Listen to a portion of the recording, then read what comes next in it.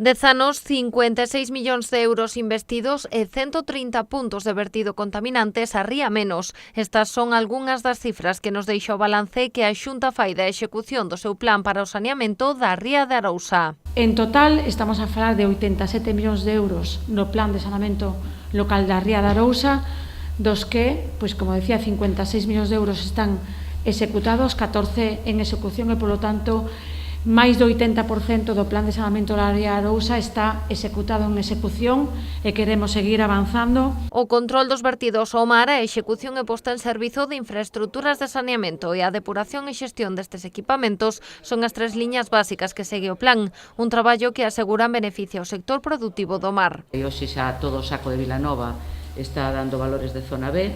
Tamén estamos notando xa melloras no saco de Fefiñáns na parte interna e a parte externa xa no mes de setiembre, creo que por o que me decía a directora, procederemos xa ao cambio de clasificación.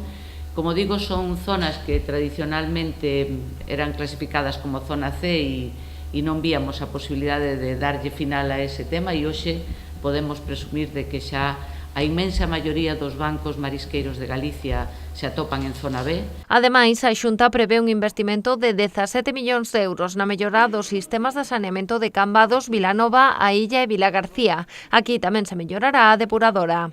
Realmente está trabajando precisamente en el COM porque es donde más puntos de vertido se detectan.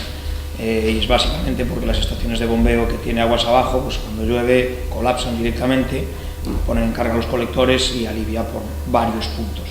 Entonces es precisamente ahí donde se está trabajando. El Ayuntamiento ha hecho una buena gestión con una posible parcela, que había muchas dudas sobre su posibilidad y nos han confirmado recientemente que sí, que la pueden adquirir.